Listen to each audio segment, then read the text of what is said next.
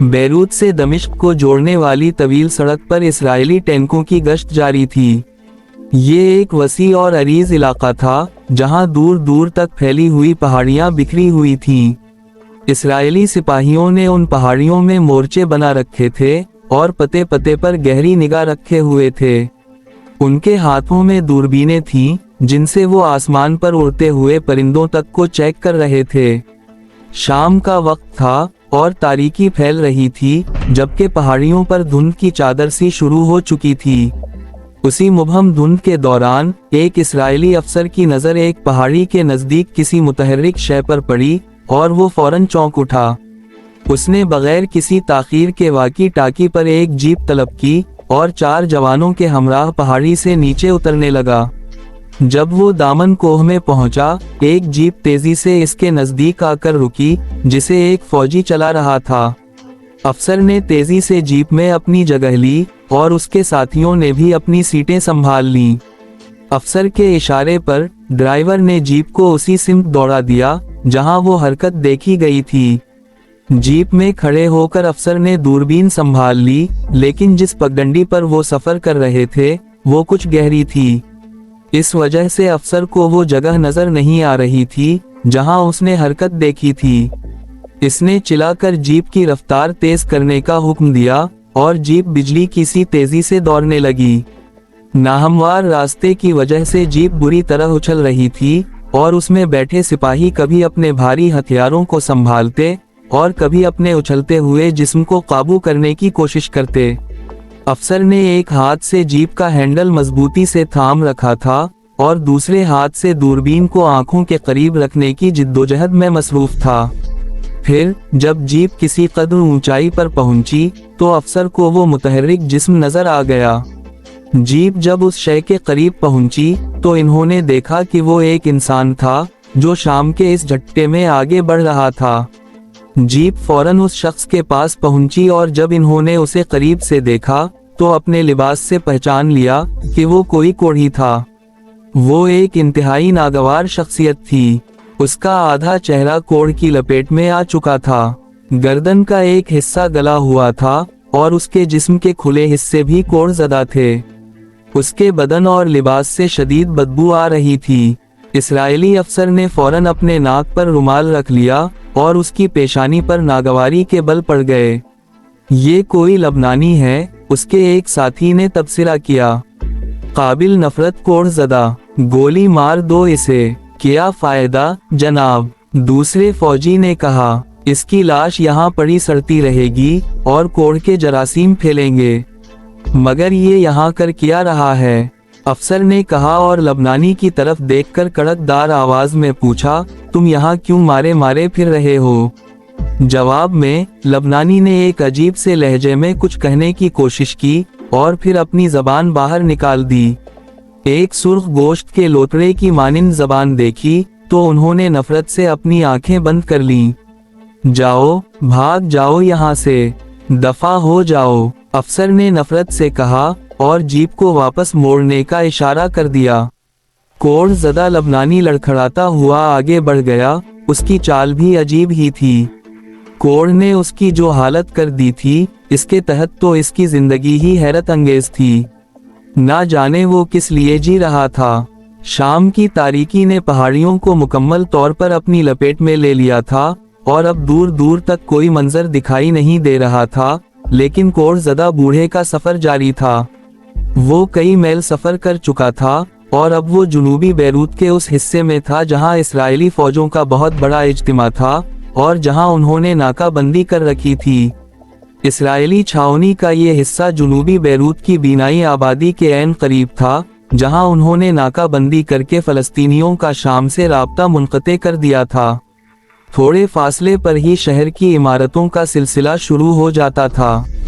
فوجی پڑاؤ اور مکانوں کے درمیان ایک واضح حد بندی تھی جسے خاردار تاروں کی ایک مضبوط باڑ سے نشان زد کیا گیا تھا۔ باڑ سے تقریباً 100 گز کے فاصلے پر ایک حفاظتی چوکی تھی جہاں اسرائیلی سپاہی ہر وقت مستعد رہتے تھے۔ چوکی کے ایک سپاہی نے تاروں کے نیچے سے کسی کو گزرتے دیکھا اور فوراً چوکس ہو گیا۔ اس نے جلدی سے ٹورچ کی تیز روشنی اس طرف ڈالی۔ ایک شخص روشنی میں نمایاں ہوا، لیکن اگلے ہی لمحے وہ روشنی کی زد سے نکل گیا۔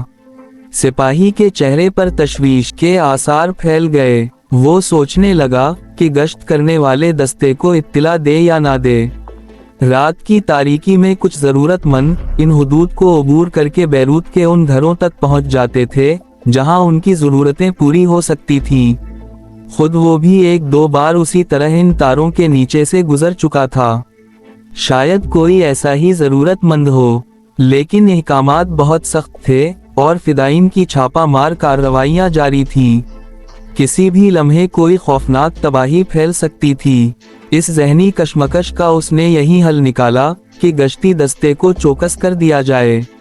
اس نے نزدیک رکھے ہوئے وائرلیس سیٹ پر یہ اطلاع گشتی دستے کے انچارج ایبان مارش کو دے دی۔ ایبان مارش نے اتفاق سے خود بھی اس سائے کی نقل و حرکت دیکھ لی تھی جو ایک گلی سے نکل کر دوسری گلی میں روپوش ہو گیا تھا۔ وہ اپنے گشتی سپاہیوں کے ساتھ فوراً اس کا پیچھا کرنے لگا، لیکن وہ سایہ غائب ہو چکا تھا۔ مارش کی نگاہیں چاروں طرف بھٹک رہی تھیں کہ اچانک اس نے ایک مکان میں روشنی ہوتے دیکھی۔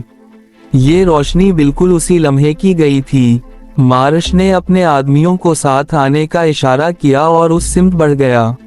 جس عمارت میں روشنی ہوئی تھی اس پر ڈاکٹر میلس وکٹر کے نام کا بورڈ لگا ہوا تھا۔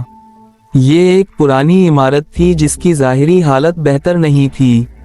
ایبان مارش نے ایک لمحے کے لیے کچھ سوچا اور پھر دروازے پر دستک دی۔ دوسری دستک پر دروازہ کھل گیا۔ دروازہ کھولنے والی ایک بوڑھی خمیدہ کمر نرس تھی جس نے چوندھیائی ہوئی آنکھوں سے انہیں دیکھا اور خوفزدہ ہو گئی۔ ایبان کے اشارے پر اس کے تمام ساتھی نرس کو پیچھے ہٹا کر اندر داخل ہو گئے۔ تیز ٹارچوں کی روشنی میں وہ برق رفتاری سے پوری عمارت کے کونے کھودرے چھان رہے تھے۔ دوسری طرف ایبان اس خوف زدہ نرس کو دیکھ رہا تھا۔ پھر اس نے کرخت لہجے میں پوچھا، یہاں ابھی کون آیا تھا؟ ابھی، نرس کی بوڑھی آواز ابھری، ابھی تو تمہارے علاوہ اور کوئی نہیں آیا آفیسر۔ یہاں تمہارے علاوہ اور کون ہے؟ 4 مریض ہیں کلینک میں، 5ویں میں ہوں۔ رات کو ان کا خیال رکھتی ہوں بس۔ ڈاکٹر کہاں ہے؟ مسٹر میلس رات کو اپنے گھر پر ہوتے ہیں، کلینک میں صرف میری ڈیوٹی ہوتی ہے، نرس نے جواب دیا۔ مارش نے بوڑھی عورت کے شانے پر دباؤ ڈال کر اسے آگے بڑھنے کا اشارہ کیا۔ اس وقت تک اس کے چاق و چوبند ساتھی اس چھوٹی سی عمارت کا پوری طرح جائزہ لے چکے تھے۔ وہ بھی اسی کمرے میں داخل ہوئے جس میں روشنی ہو رہی تھی اور جس میں مارش بوڑھی عورت کے ساتھ داخل ہوا تھا۔ کمرہ کافی وسیع تھا اور اس میں 6 بستر لگے ہوئے تھے۔ ان میں سے 4 بستروں پر 4 مریض لیٹے ہوئے تھے۔ مارش نے سب سے پہلے بستر کے مریض کے چہرے سے کمبل ہٹا کر دیکھا تو تعفن کا ایک بھیانک جھونکا اس کی ناک سے ٹکرایا اور اس نے جلدی سے کمبل چھوڑ دیا۔ یہ جزام کا مریض تھا، اس کی شکل انتہائی بھیانک تھی۔ اس نے خمیدہ کمر بوڑھی عورت کو دیکھا اور نفرت بھرے لہجے میں بولا، کیا جزامیوں کا اسپتال ہے یہ؟ ہاں آفیسر، ڈاکٹر میلس جزام کا علاج کرتے ہیں، بوڑھی نے جواب دیا۔ یہ سن کر مارش نے سر ہلایا اور تیزی سے کمرے کے بیرونی دروازے کی طرف بڑھ گیا۔ باقی سپاہی بھی اسی تیزی سے باہر نکل گئے۔ اب ان کا اس عمارت میں رکنا ناممکن تھا۔ اسرائیلی افسر اور سپاہیوں کے باہر نکلتے ہی بوڑھی نرس کی کمر سیدھی ہو گئی۔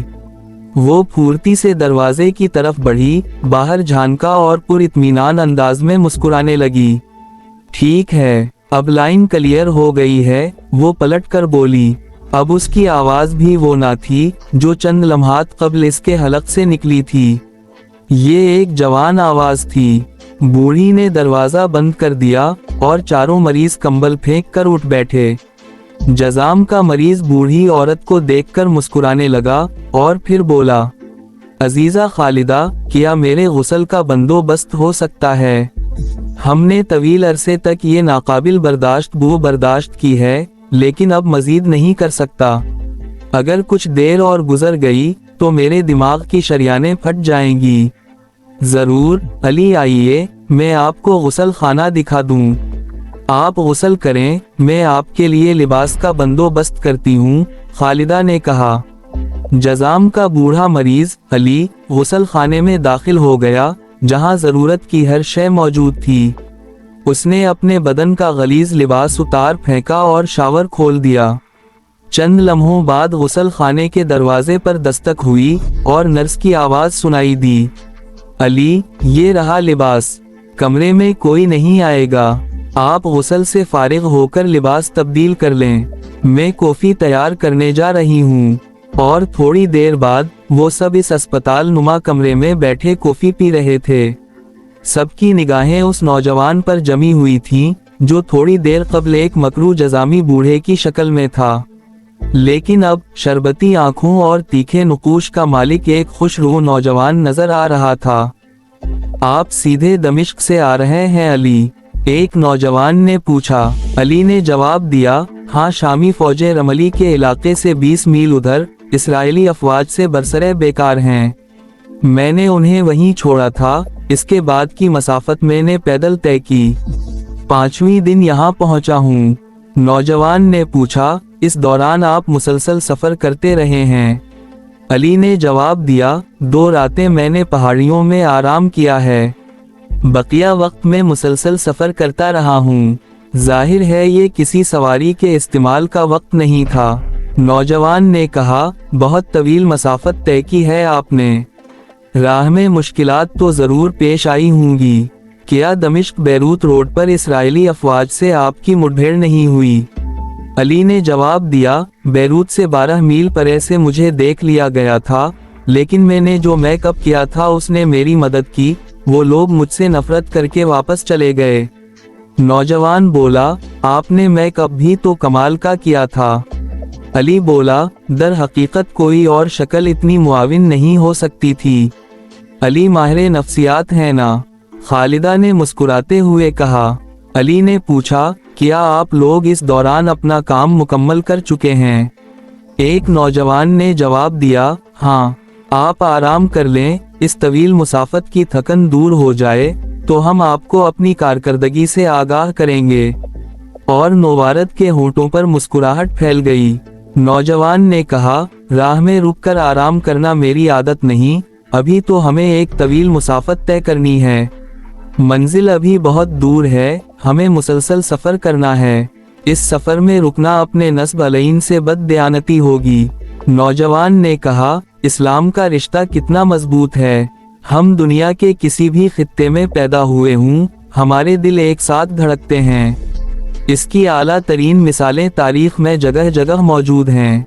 अली, हम इस पर जितना भी फख्र करें कम है, जिसने सारी दुनिया में फैले हुए मुसलमानों को एक कुंबा, एक खानदान बना दिया है। इस खानदान के किसी भी फर्द को कोई तकलीफ हो तो दूसरे लोग उसे नजरअंदाज नहीं कर सकते। अली हम में से नहीं हैं, लेकिन कौन कह सकता है कि उनका ताल्लुक किसी दूसरे मुल्क से है? अली ने कहा, हाँ, लेकिन अब इस खानदान का शहराजा मुंतशिर है। अहल खानदान आपस ही में दसत गरेबा हैं। काश यूं ना होता। अरबों की आपस की चुपकलिश ने एक अरब मुसलमानों को 40 लाख यहूदियों के हाथों जलील कर दिया है। काश यूं ना होता। मौजूदा दौर ने मुसलमानों की तारीख में बदनुमा दाग लगा दिए हैं। काश हम इस नाजुक वक्त में फिर यकजा हो जाएं। हमारी मज़हका खेज चुपकलिश मुसलमानों की रिसवाई को हवा ना दे। यकीन करो खालिदा, अगर आज तमाम मुसलमान बाहमी तनाज़े भूलकर सिर्फ एक मजमूई आवाज़ ही बुलंद कर दें तो इसराइल में ज़लज़ला आ जाए।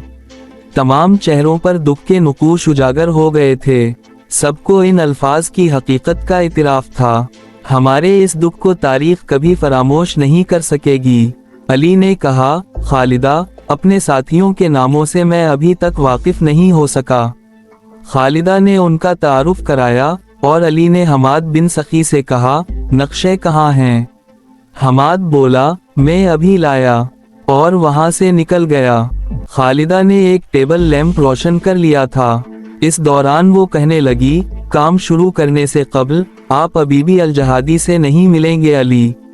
अली ने जवाब दिया, कुछ कर दिखाऊं तो सुरखरू चेहरा लेकर उनके हुजूर जाऊं। अपने यहाँ पहुँचने का ऐलान तो कर दूं खालिदा, इसके बाद ही उनसे मिलना बेहतर रहेगा। वैसे तुम्हारी मुलाकात तो उनसे होती रहती होगी। खालिदा ने कहा, हाँ, मैंने उन्हें बताया था कि तुम्हारी आमद मुतवक्के है। वो खुश हुए और कहने लगे, अली जान फरोश है, अख़वत का सच्चा जज्बा है उसके दिल में। हर चंद कि वो सरजमीन फ़लस्तीन से ताल्लुक़ नहीं रखता, लेकिन उसका जज्बा किसी तौर किसी सच्चे फ़िदाई से कम नहीं है। इस नाजुक मौके पर जब लोग बारूद के इस ढेर से दूर भागने की कोशिश में हैं, वो उसमें दाखिल होकर महसूर फ़लस्तीनी भाइयों की मदद का ख्वाहां है। बहुत बड़ी बात है खालिदा। अली की गर्दन झुक गई।